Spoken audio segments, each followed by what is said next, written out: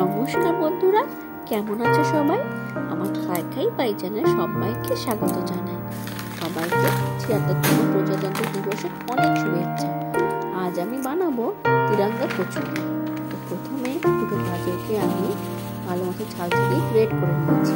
তার মধ্যে ওর মধ্যে দিয়ে দিয়েছি 2 কাপ ময়দা আর স্বাদ অনুযায়ী লবণ আর একটু জোয়ানটা দিলে পরে কিন্তু খুব সুন্দর, মুখে পড়লে খুব ভালো লাগে ফ্লেভারটা। আর তার সাথে দিয়েছি অল্প একটু কালো জিরে দিয়ে সব শুকনো উপকরণগুলো আমি হাত দিয়ে জাস্ট একটু হালকা মতো মিক্সড করে নেব।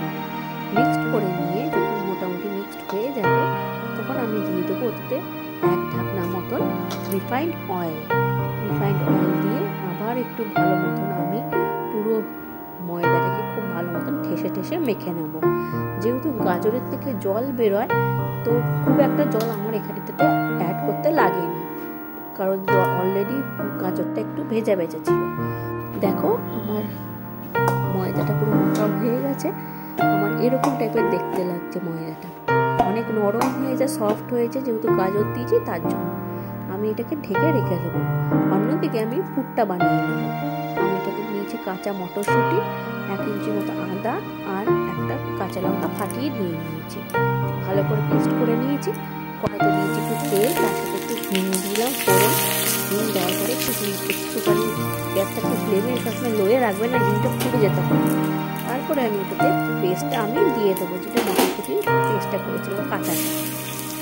পেস্টটা দিয়ে নিয়ে আমি খুব ভালো মতো একটু নাড়াচাড়া করে নিলাম। তারপরে এটাতে একটু স্বাদ অনুযায়ী লবণ দেবো। লবণ দিয়ে আর একটু ভালো মতন পুরটাকে একটু ভালো মতন মিশিয়ে নেব। লবণটা দিয়ে খুব ভালো মতন মেশানোর পরে আমি ওটাতে অ্যাড করব 1 চামচের মতন চিনিটা দিলে একটু হালকা মিষ্টি হয়, কারণ এটাতে লঙ্কা দিয়েছি তো হালকা মিষ্টি, একটু ঝাল ভালো লাগে খেতে, কালারটাও খুব সুন্দর থাকে। তারপরে দিয়ে চিনিটা দিয়ে খুব ভালো মতো মিশিয়ে আমি পুরটাকে রেডি করে একটা থালার মধ্যে আমি নামিয়ে নেব ঠান্ডা হওয়ার জন্য। এটা তো হয়ে গেল সবুজ কালারের পতাকা, সবুজ কালারটা আমাদের এখানে রেডি। অন্যদিকে এবার সাদাটা তৈরি করব। তার জন্য আমি আবার কড়াতে একটু তেল দিয়ে আবার একটু হিং ফোড়ন দিয়েছি, তোমরা চাইলে নাও দিতে পারো, অসুবিধা কিছু নেই। তার মধ্যে আমি দিয়ে দেবো একটু নিচে ফুলকপিটা গ্রেট করে নিয়েছি। ফুলকপিটার যে শুধু ফুলগুলো, নিচে ডান্টিগুলো নয়, গ্রেট করে নিয়েছি, সেটা আমি কড়াতে দিয়ে খুব ভালো মতন একটু নাড়াচাড়া করে নেব। খুব ভালো মতন নাড়াচাড়া করে নেব সেটা দিয়ে পরে। তারপর ওটাতে দেবো একটু স্বাদ অনুযায়ী একটু লবণ দিয়ে খুব ভালো মতো নাড়াচাড়া করে নিয়ে ওটাতে জিঞ্জার পাউডার, আমার কাছে আদাটা ছিল না, শেষ হয়ে গেছিলো, তো জিঞ্জার পাউডার আমার কাছে ছিল, তো জিঞ্জার পাউডারটা দিয়ে একটু ভালো মতন এটা একটু মিশিয়ে নেব। জিঞ্জার পাউডার দেওয়াতে দেখো কালারটা এরকম করে একটা হলদেতে লাগছে, কিন্তু ওটা ঠান্ডা হওয়ার পরে মোটামুটি তো সাদাই হবে, সেই নিয়ে কোনো ভয় নেই। তো আমি পুরটাও রেডি করে নিয়েছি। এখানে দেখো দুটো পুরি ঠান্ডা করে নিয়েছি।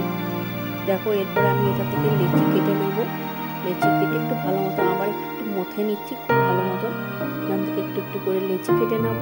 লেচি কেটে নিয়ে মাঝখানটা একটু বাটির মতন আকার করে নিয়ে ওটাতে আমি একটা করে ফার্স্টে কচুরির পুরটা দেব, মটরশুঁটির যে পুরটা সেটা দেব, ওটা পুরটা ভরে দেবো একটা সাইড করে, আর একদিকে হচ্ছে ফুলকপির যে পুরটা ছিল সেটা একটা সাইডে আমি বসিয়ে দেবো, একটু চেপে দুটো সাইড বসিয়ে দিয়ে মুখটা খুব ভালো মতন আমাকে বন্ধ করে নিতে হবে, যাতে কোনো দিক থেকে যেন বেরিয়ে না যায়, পুরটা যাতে বেলার সময় বেরিয়ে না আসে। দুটো সাইড দেখতেই পাচ্ছ, একটা সাদা একটা সবুজ, দিয়ে পুরো ভালো করে এরকম করে গোল করে মুখটা সিল করে দিয়ে খুব ভালো মতন একটু ময়দা মাখিয়ে নিতে হবে। একটু ময়দা মাখিয়ে দিয়ে পরে বেলার সময় তোমাকে আর তেল দিয়ে বেলতে হবে না, ফুলগুলো বেরিয়েও আসবে। তোমরা এটা করে দেখো, এই ট্রিক্সটা ময়দা দিয়ে বেলবে, তাহলে দেখবে তেল বেরিয়েও আসবে না ফুলটা কখনো।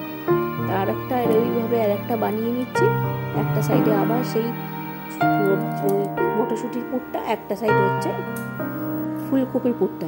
তারপরে এই যে আমি বেলছি এখন, দেখো আমি কিন্তু কোনো তেল কিচ্ছু ইউজ করিনি, কোনো কিছু তেল লাগাইনি, জাস্ট একটু হালকা মতন ময়দার গুঁড়োটা মাখিয়ে নিয়েছিলাম।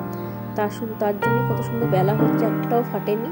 এদিকে তেল কড়াতে গরম হয়ে গেছে, তো আমি একটা কচুরি বেলা গেলে তো রেডি করে তেলে ছেড়ে দিয়েছি। দেখো এবার আস্তে আস্তে কিছু টোপলা হয়ে ফুলে উঠবে এক একটা কচুরি, বেশ সুন্দর খেতে লাগবে টেস্ট।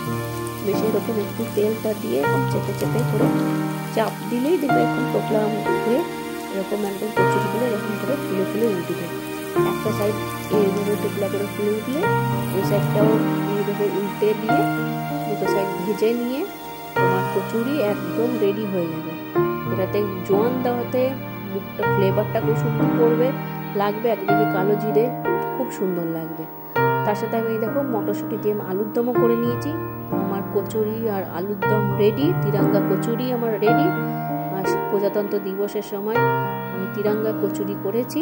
দেখো আমার আলুর দমের সাথে তিরঙ্গা কচুরি রেডি। দেখো ছিঁড়ে দেখাচ্ছি, ভিতরটা উপরটা এত সফট হয়েছে, ভিতরটা পুরো পুরো ঠাসা সবুজ হয়েছে। একটা দিকে পুরো সবুজ রয়েছে আর একটা দিকে একটুখানি দেখো সাদা সাদা হয়েছে। এই দেখো দেখতে পাচ্ছ একটু সাদা সাদা রয়েছে, যেহেতু ফুলকপিটা একদম মিহি করা সেই জন্য কালারটা খুব একটা ভালো মতন দেখো বুঝতে পারবে।